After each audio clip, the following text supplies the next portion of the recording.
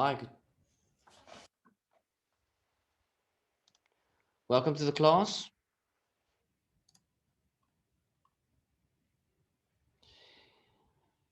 I don't have any idea who Tulip Academy is.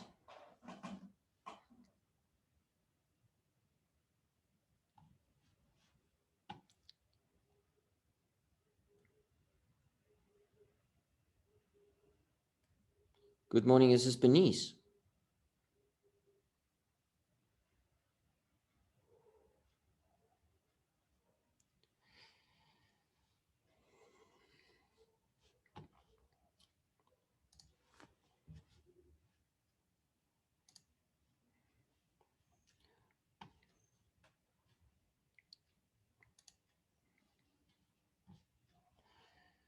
Good morning. Can you actually hear me?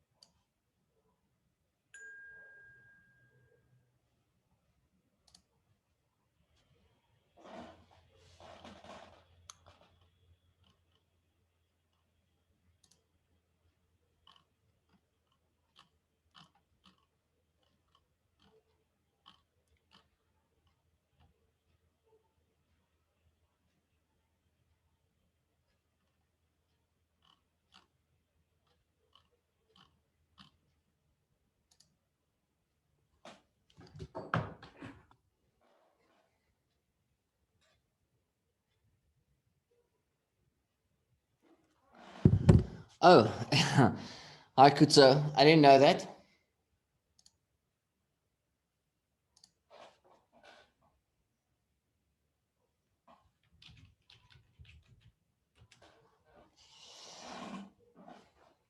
Welcome to the class, Kutso. Can you actually hear me now?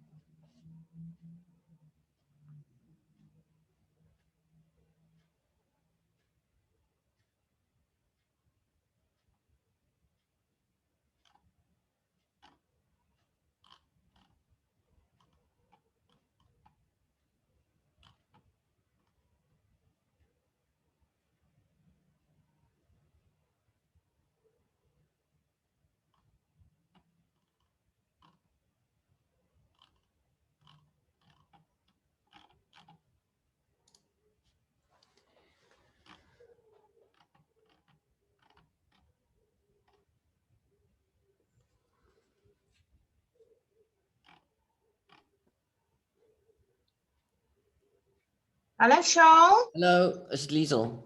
Ja, ek het nou maar met die ander rekenaar gou ingelog. Jammer daaroor. Hier is skoetsel vir jou. Okay, dankie.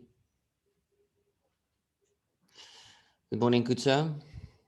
Good morning. Right, we are supposed to work with chemical equilibrium. Have you actually had a look at the chapter yet or not? No, I was studying, so it was hectic for me. Is it hectic now? Yeah, it's hard to get to the work. All right. Okay, we're gonna talk about chemical equilibrium. That's the next chapter. It's a lot of work and it's kind of difficult and a lot of marks in exam. Okay, let's go then. I'm gonna show you just an equation. The moment I'm copying something, your screen is gonna go slightly dark. It's gonna show you a chemical equation. I don't know if you can see this actually. All right, in this equation, we have nitrogen monoxide gas there, and that reacts with hydrogen gas. That arrow that goes halfway like that is representing the forward reaction. And the arrow that pointing backwards means there's also a reverse reaction. So that forms nitrogen gas and water in gas form. Now, chemical equilibrium has to do with the rate at which the products form and the rate at which the products react with one another again to form the old reactants. So we are used to reactions only taking place forward, but now a lot of chemical reactions also take place in reverse. So that means we have a forward and a reverse reaction. Hello, Bernice, can you hear my word? Can you actually hear me?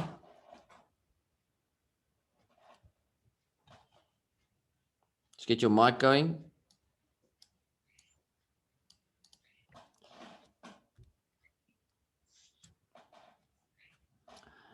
Right, our chapter is on chemical equilibrium, and this is a new chapter.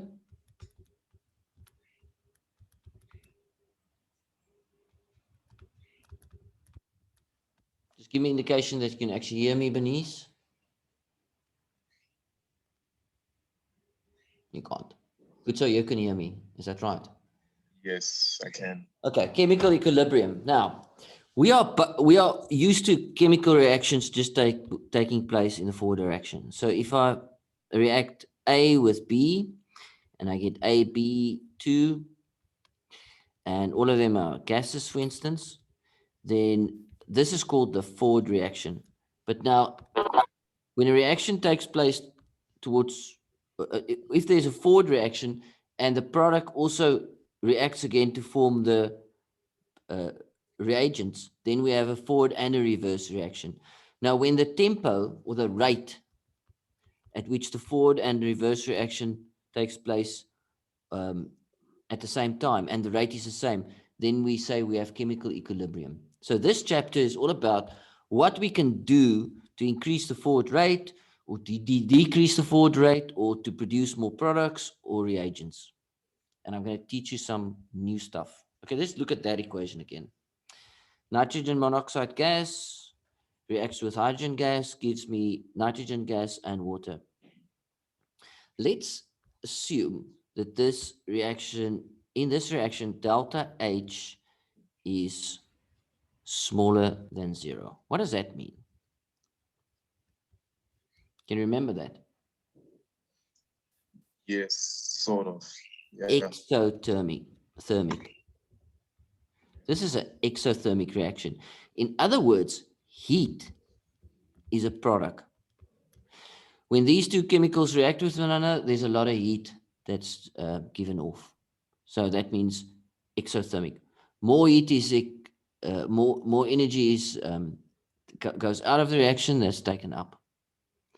And obviously, if delta H is larger than 0, it's called endothermic. Okay, so now today we are going to learn what are the things that we can do to change the rate of this chemical reaction, and how does that influence what we call Kc value. The Kc value is just an indication, it's a ratio of the product's concentration over the reactants concentration. But we'll get here in a minute. Okay, so there's a couple of things we can do. We can change, in other words, decrease or increase the temperature. We can also change, increase or decrease the pressure, because chemical equilibrium occurs in a closed system. So if there's gases, then we have to close the cylinder in which the gases react with one another. Otherwise, they will escape. So we can change the pressure, and this we do by increasing or decreasing the volume of the container or the flask. We can also add, in other words, increase or decrease one of the concentrations of any of the reagents or products. So we can increase the concentration of the hydrogen gas or decrease it, or we can increase water or decrease it. And the fourth thing we can do, we can add a catalyst. Those are 4 things you can do to change the rate at which the forward or reverse reaction takes place. I'm going to teach you this, and then we are going to do a couple of examples. We're also going to do Kc values, and also we're going to determine the Kc value. Expressions for Kc values, and also determine the Kc values. These are all going to be new work. Have you done any of this, Bernice? No. Nope. Okay, so everything we do today is going to feel fairly new. Right, so I'm going to give you a couple of just the pointers. If we add a catalyst, both the forward and the reverse reaction is going to increase in rate. Both. So we add a catalyst. What a catalyst does, it allows the reaction to take place at a lower energy level. And therefore you're going to quickly more products going to form, but as the products form, they are going to react with one another, and the reverse reaction is rate's going to go up, and then we're going to find nitrogen oxide and monoxide, and also hydrogen gas forms quicker. Now, if I increase the concentration of any of these products, the reaction that favors the reduction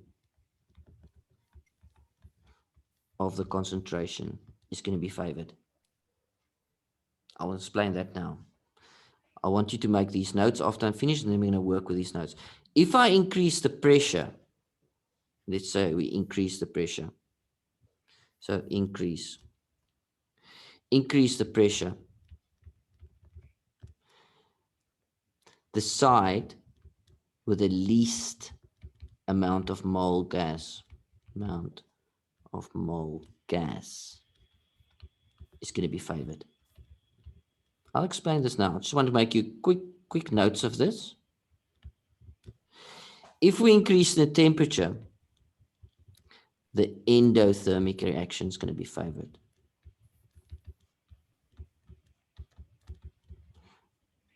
Will increase. I'm just going to take that arrow out because it can be reversed also. Be favored.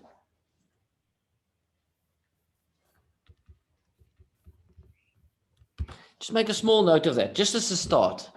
I'm going to give you the proper notes in a minute. And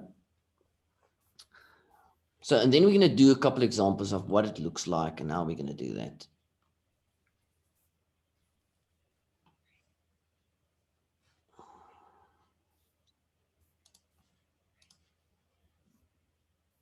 I'm going to give you a new equation.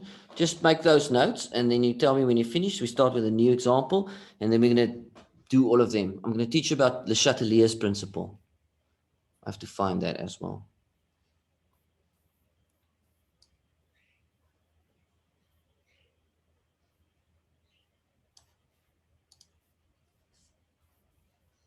All right, I'm done.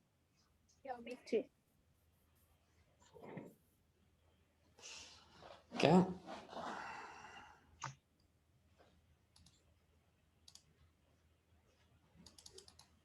Just want to get a new, better example. There we go. Okay, so sulfur, very important. Sulfur reacts with, it's a solid. It reacts with oxygen, and it gives sulfur dioxide as a gas. Right.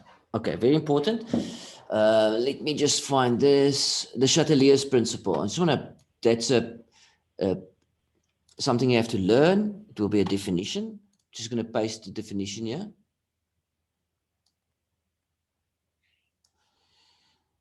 Okay, this is called Le Chatelier's principle.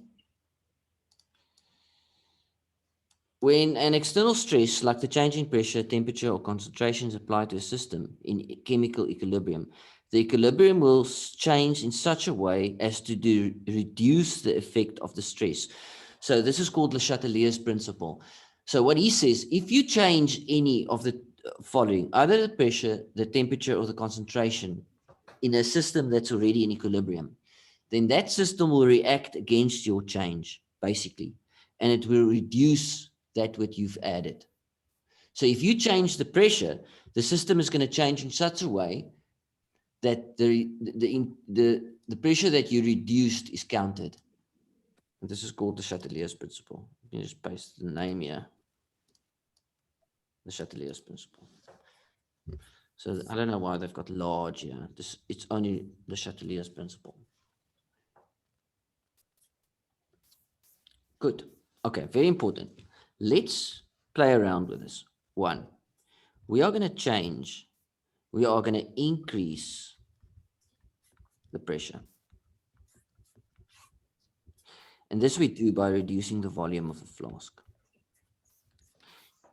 Right. Now, if we increase the pressure, then the reaction that produces the lowest amount of moles of gas will be favored. So if I look at my equation, I only have 1 mole of gas on the left-hand side, and I have 1 mole of gas. This is a bad example. On the right-hand side, there's 1 mole of oxygen gas. It reacts with 1 mole of sulfur, but sulfur is not a gas.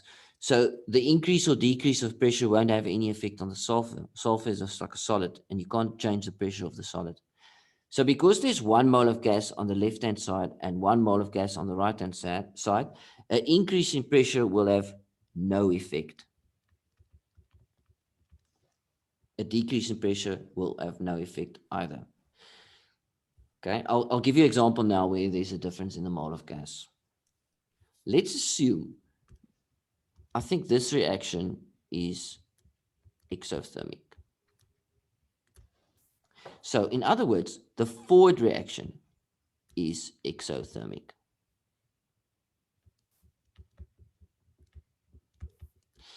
So 2, we are going to increase the temperature.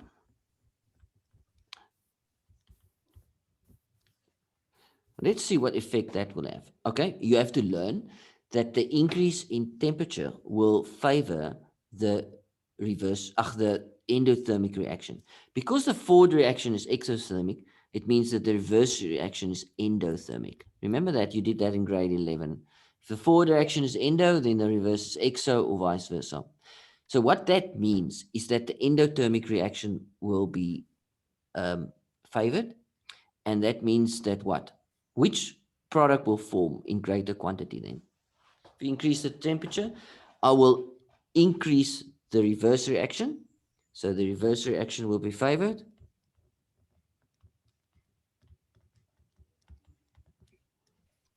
That will be favored.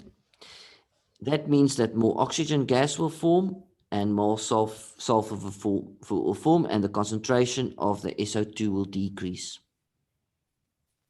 Why? In an exothermic reaction, heat is a product. So heat is given off by the reaction. And if I add heat, by increasing temperature, this side of the reaction, this heat will increase.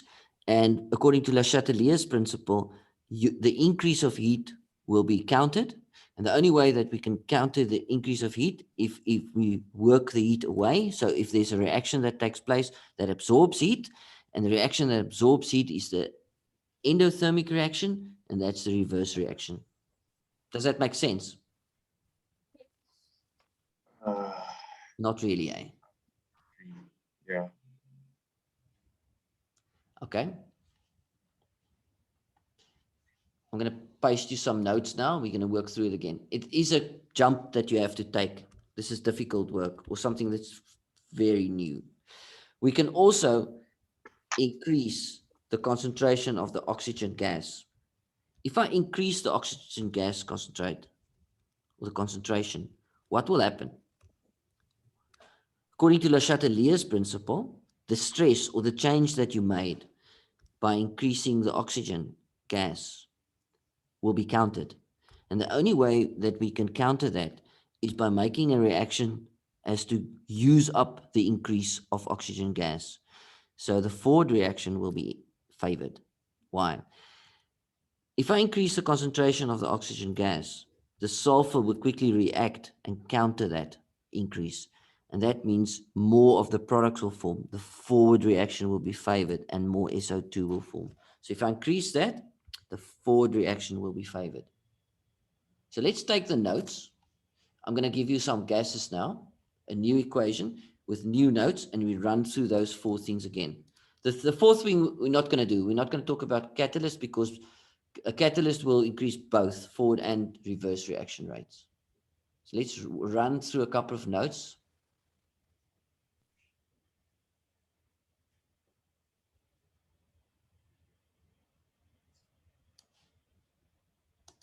Okay, I've got a new one here.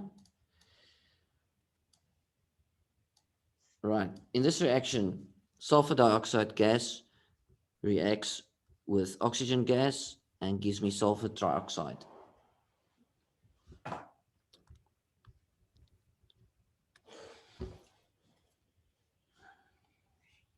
So at the moment, this reaction is in equilibrium. I don't know why they make the arrows like that. It's normally the forward reactions on top and the reverse reactions below. Right, so what can I do? Let's assume that this is endothermic. Delta H is larger than 0. Now, look at the reasoning or the explanation here. If the SO2 or the O2 concentrate was increased, so say for instance, I increase the oxygen gas. Okay, according to Le Chatelier's principle, that equilibrium will shift to decrease the concentration of the reactants. So in other words, I've increased the oxygen concentrate. So we took the oxygen concentration and we increased it. Now, Le Chatelier said that change that you've made will be counted.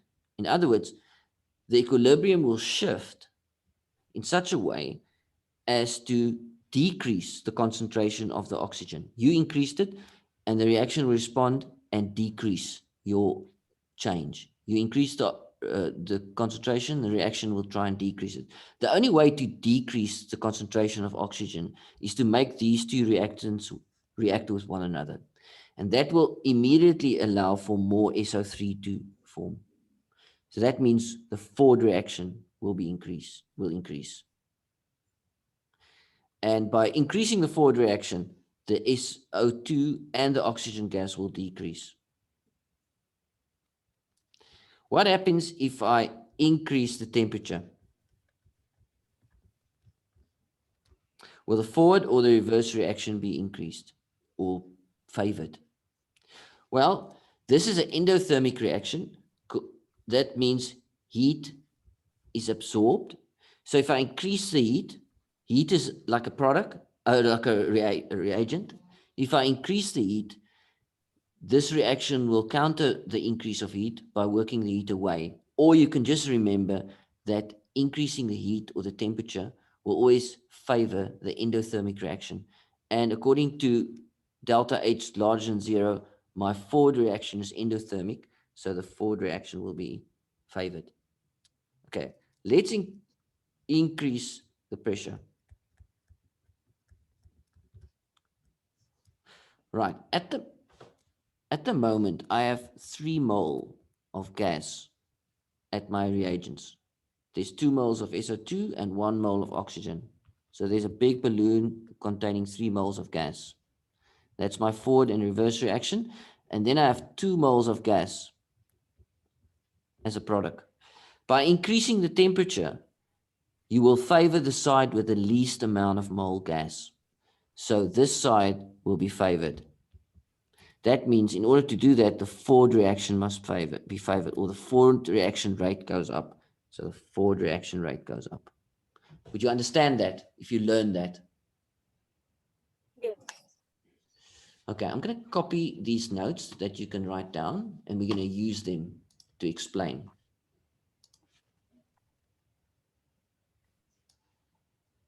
And we're going to work through them so that you've got something to copy or photograph.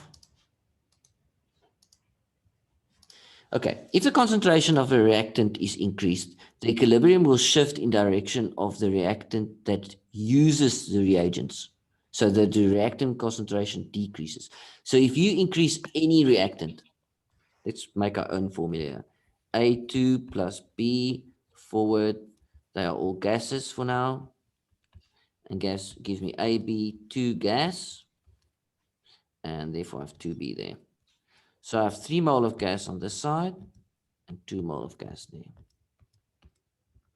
Right. Let's increase the concentration of one of the reactants. So let's increase A2 gas.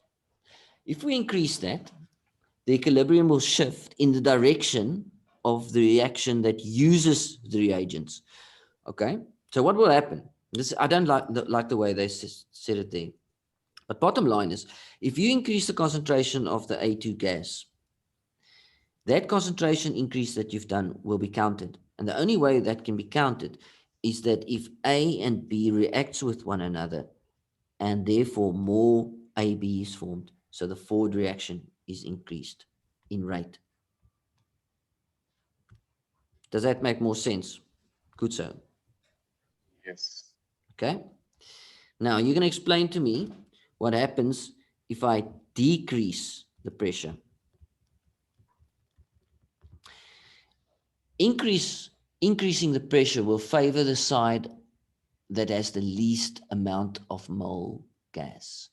Decrease the pressure will favor the side that has the largest amount of gas molecules. So which side will be favored if I decrease the pressure?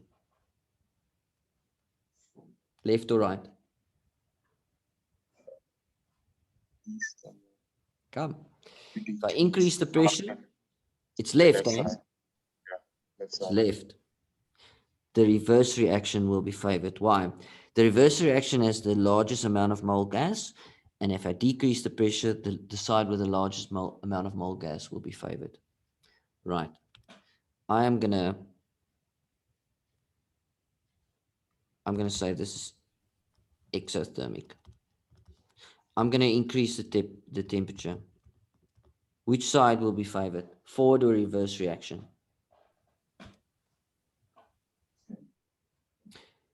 Remember, an increase in temperature will favor the endothermic reaction. A decrease in temperature will favor the exothermic reaction. Which reaction is endo and which is exo? Is the forward reaction endo or exo?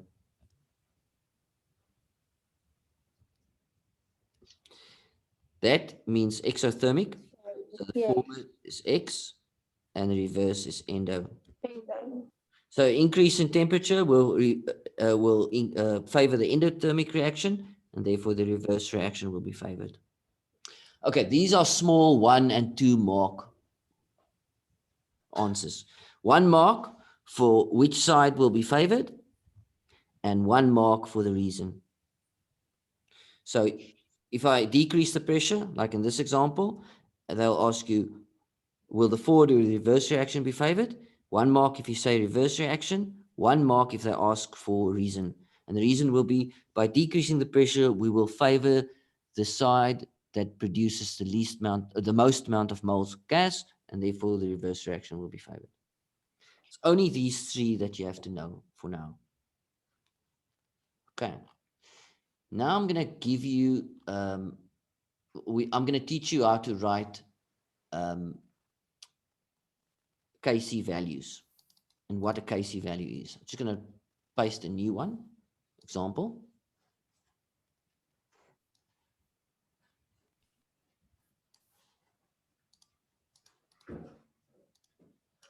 Right. Nitrogen gas before is going to react with hydrogen gas. It's going to make it slightly bigger. And that's going to give me ammonia in gas form. And now they've written delta H slightly different. They wrote it as negative 92 kilojoules, but you can just know therefore that delta H is smaller than 0. So let's run through it again. They ask, what will happen if we increase the temperature? Okay, let's just see what's happening here. The forward reaction is exothermic, and the reverse reaction is endothermic. So if we increase the temperature, I'll do Kc values now. If we increase the temperature, the endothermic reaction will be favored. Why? Because it takes in energy. The reverse reaction is endothermic, so the reverse reaction will be favored. And the yield of ammonia will decrease. So those are 2 marks. 1 mark for the reverse reaction is favored, and 1 mark, it favors the endothermic reaction. If they want to know which yield or which one will increase or decrease, they'll give you another mark if you say the ammonia will decrease, or you can say that the hydrogen gas or the nitrogen gas will increase. We are going to decrease the temperature. Okay, well, we've just done increase. So decrease favors the exothermic reaction. The forward reaction is exothermic, so the forward reaction will increase or be favored, 1 mark. And yeah, no, there's no mark there. It's actually just the forward reaction will be favored, 1 mark. The forward reaction is exothermic, 2nd mark. And then you can say the yield of ammonia gas will increase, but this is normally not asked. Okay, so you've got the temperature. Let's quickly change the pressure here before we write Kc values. Let's copy and paste that again with pressure. See what you can do. We're going to change pressure and then one concentration. Right, good. Let's start. I am going to decrease the pressure. I want to know which one will be favored, or reverse or forward reaction. We have 4 moles of gas here and 2 moles of gas there.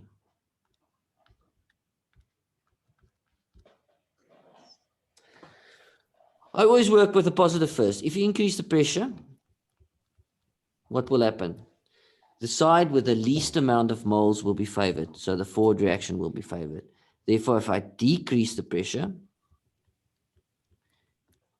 the side or the reaction that produces the most amount of moles will be favored. So decreasing the pressure will favor the reverse reaction.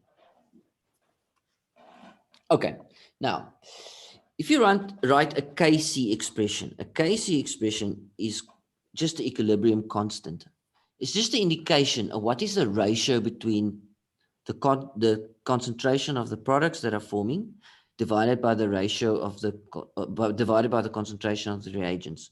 So basically, it's the products concentration, the concentration of products divided by the concentration of the reactants.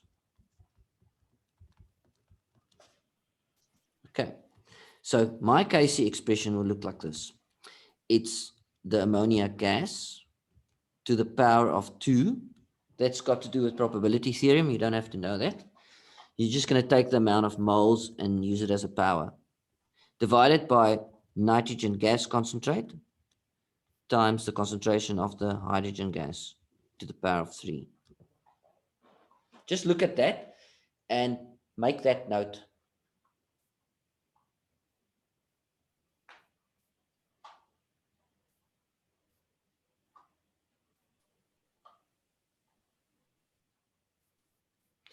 Please make that note. Dot that down.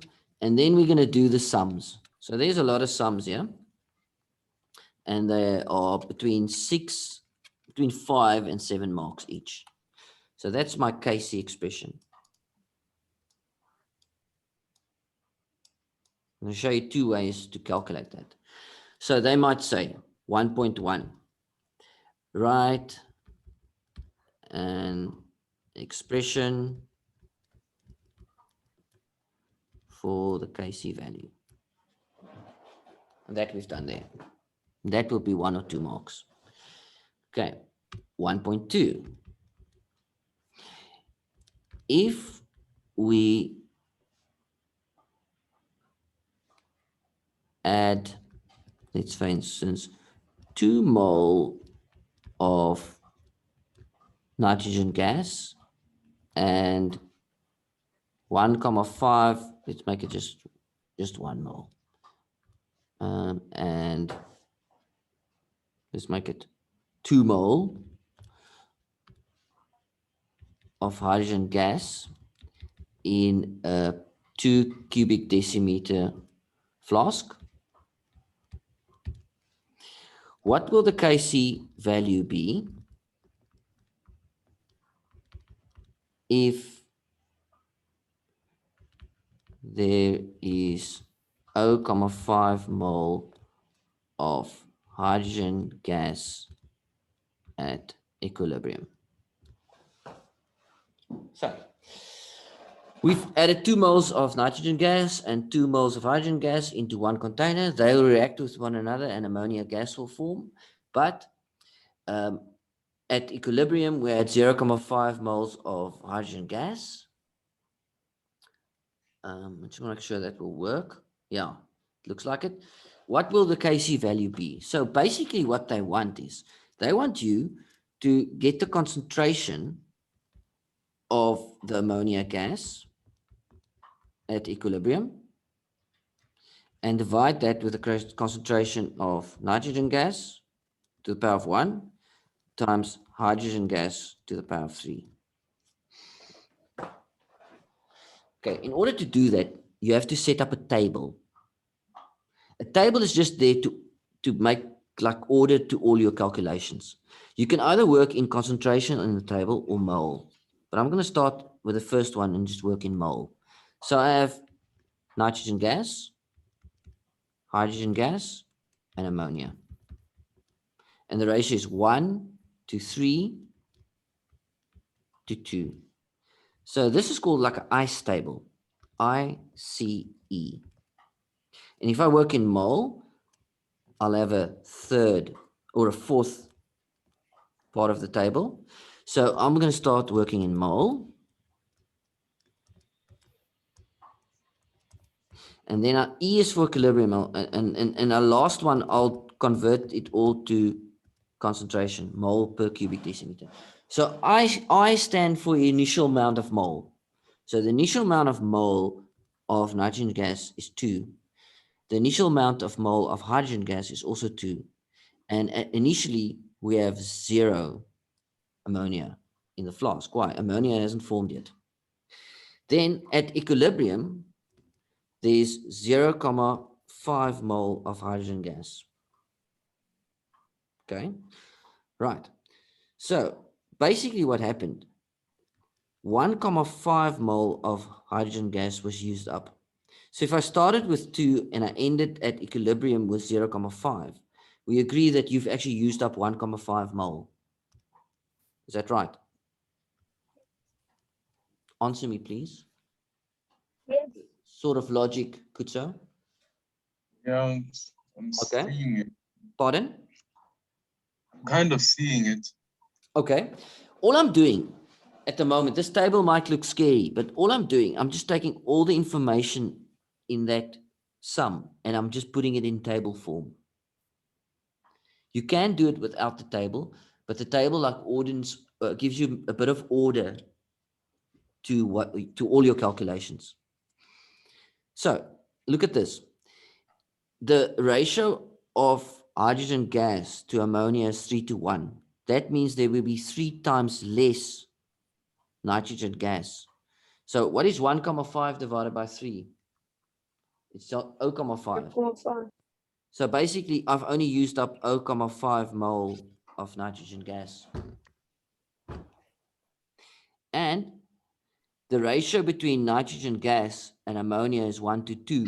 Therefore, there will be forming twice as much ammonia compared to the nitrogen gas. So there will be 1 mole of ammonia will form. So at equilibrium, we'll have 1.5 mole of nitrogen gas, 0.5 mole of hydrogen gas, and 1 mole of ammonia. Remember, I got these values.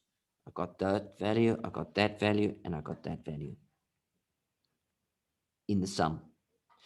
So this hydrogen gas helped me to get the other values. So now I'm just going to work out the concentration of each of them. You can work it out in the table, or you can work it out separately and just fill it in the table. So if you don't have enough space, you can work it out somewhere else. Concentration is mole divided by volume. So I have 1 mole of ammonia gas at equilibrium, and the volume of the container is 2 cubic decimeters. So that means the concentration is 0.5. The concentration is the mole divided by the volume. So the concentration is 0.5 divided by 2, and that is 0.25. And the concentration, this is a bit small, this to make it bigger. The concentration is the mole divided by the volume, and that is 1.5 divided by a volume of 2, and that will be 0.75. So this is very small now. So it should have been better to just make a bigger table. So at the end, I have, yes, I'm just going to enlarge this. The concentration is 0.5. So at the end, I have all 3 concentrations. And then I can fill it into that Kc formula. The Kc value is the concentration of ammonia squared, which is 0.5, divided by the nitrogen gas, which is 0.75, times hydrogen, which is 0.25 to the power of 3. That I can just put in my calculator.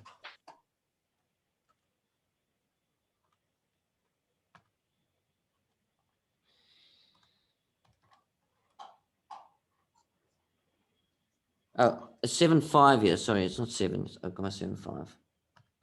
And then I have 0.25 to the power of 3.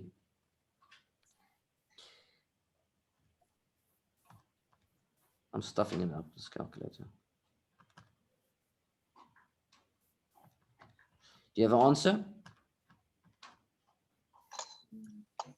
21.33. No unit. That's just an indication, basically, of how well this reaction took place. I mean, I've got a fairly large Kc value. Anything slightly larger than 1 is good. It's a high Kc value. And if it's much smaller than 1, it's a low value. A high Kc value just means that I have a high concentration of ammonia that formed relative to my other reactants. I want you to photograph this or dot this down, and we'll do one more.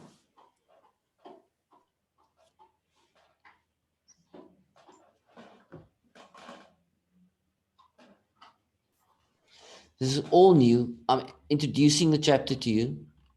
I know it feels really, it feels like a big jump you're doing at the moment, but you don't have a lot of time. Can I ask a question? Yes, of course.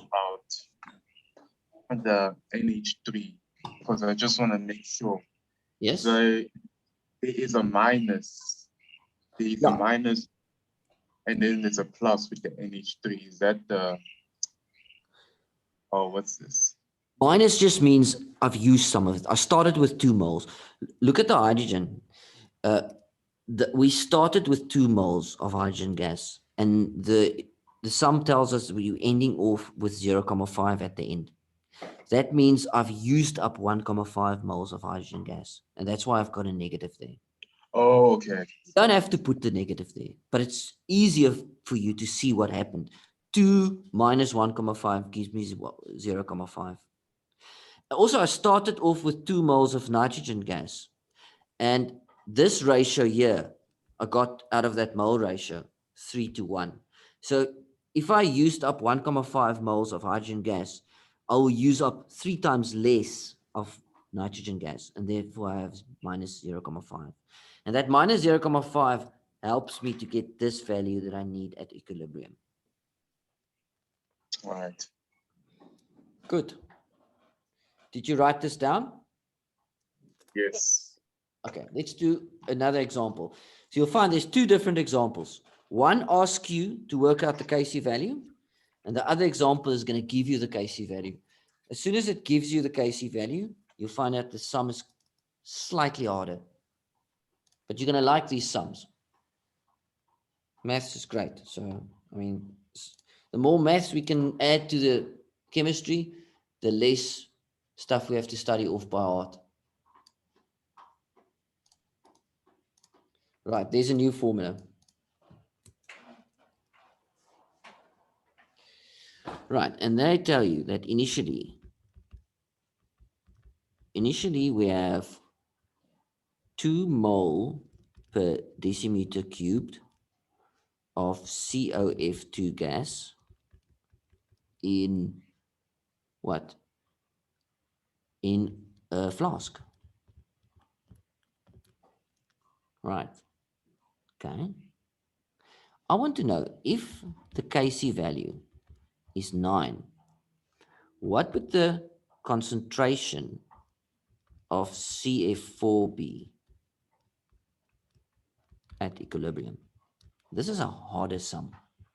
And this one will be 9 marks or 8 marks.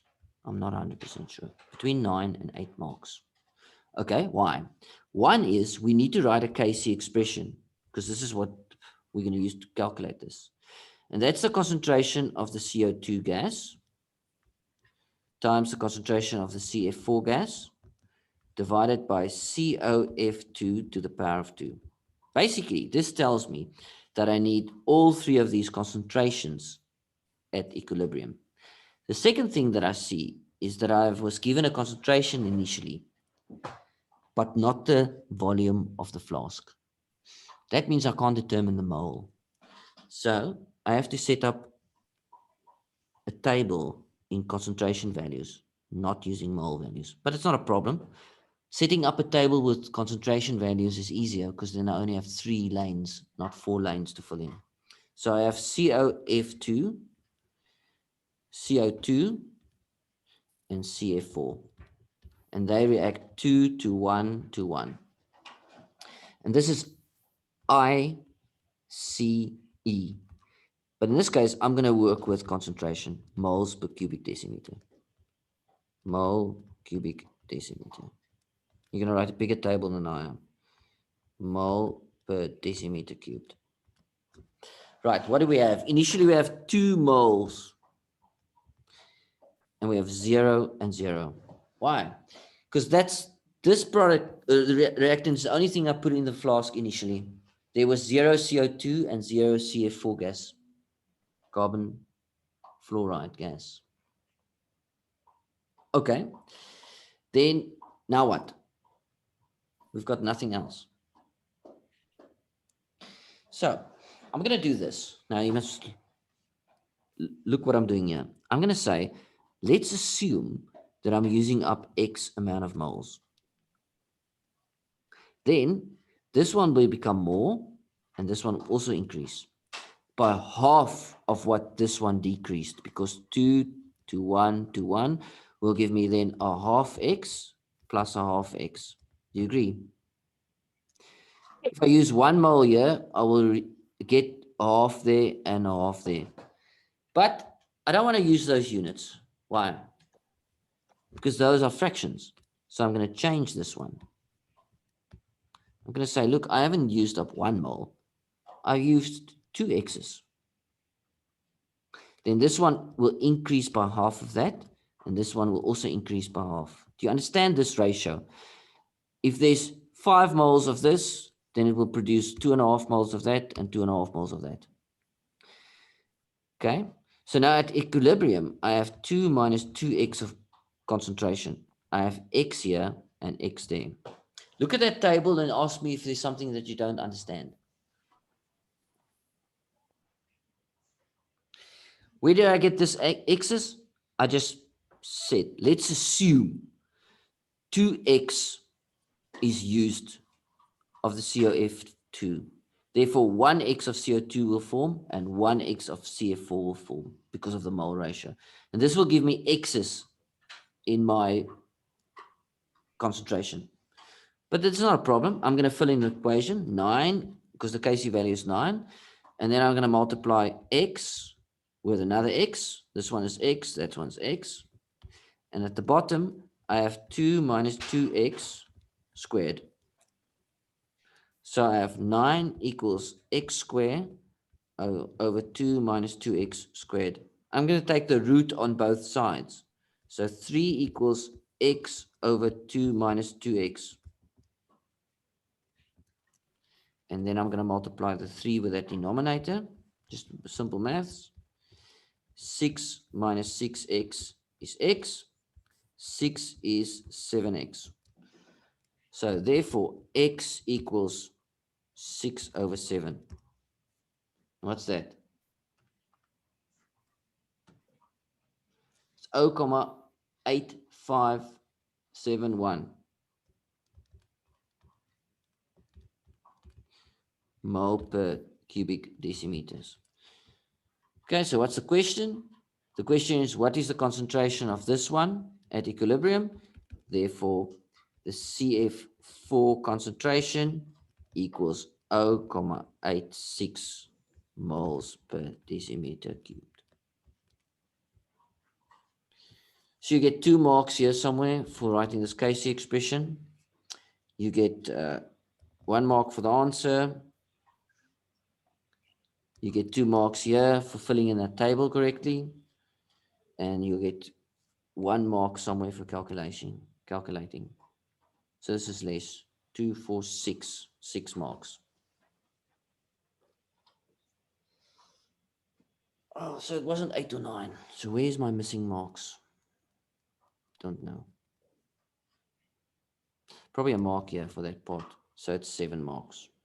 8 marks. 8. Right, look at that. Write that table down. And then we're going to ask 1 or 2 questions with that formula again, and then we're finished.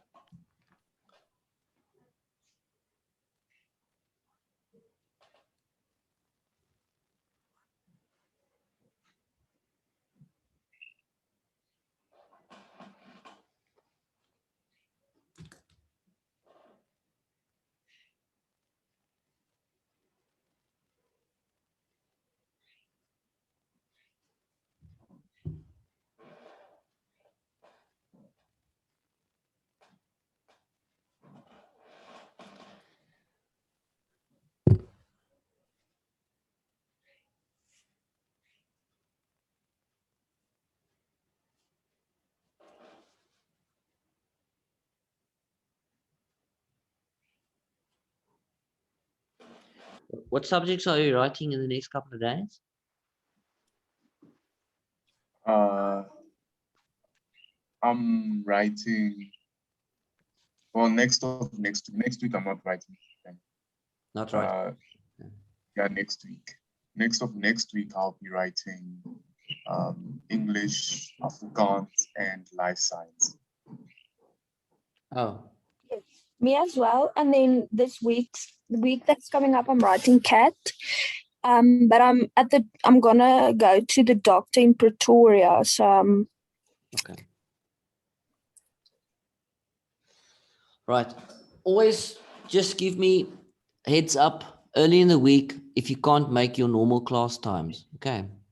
Because then I can that's easier to move it around. Are you finished? yes. Good. Okay, let's just round up what we've learned, the important stuff that we learned, apart from those equations, or from these calculations. Right, I'm going to do a couple of things. I'm going to decrease the temperature.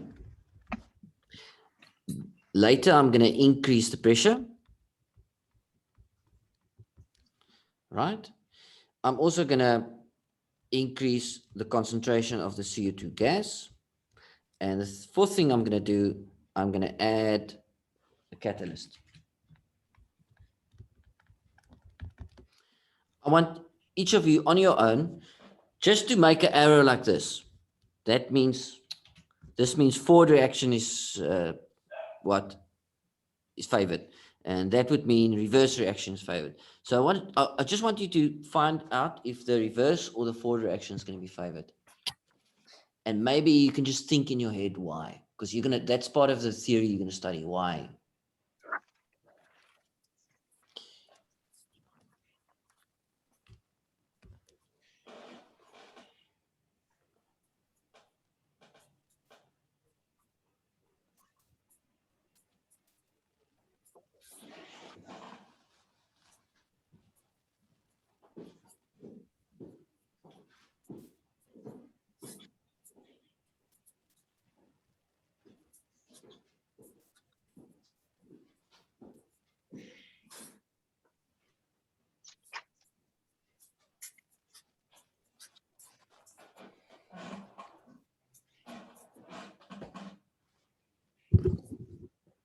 And then you can put up your hand when you're finished.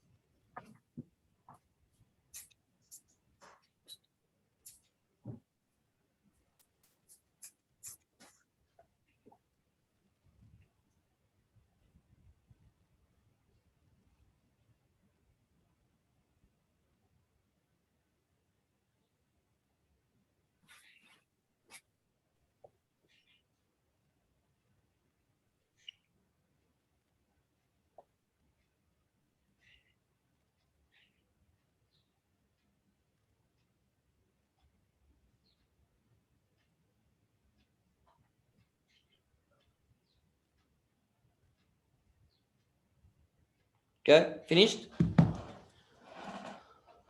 Yep.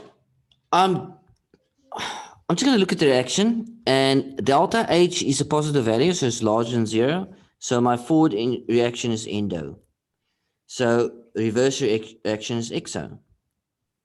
So if I increase the temperature, endo will increase. So if I decrease the temperature, exothermic. So reverse reaction will be favored. Hope you've got that. I have 2 moles of gas on the left-hand side. I have 2 moles of gas on the right-hand side. No change. The forward nor the reverse reaction will be favored.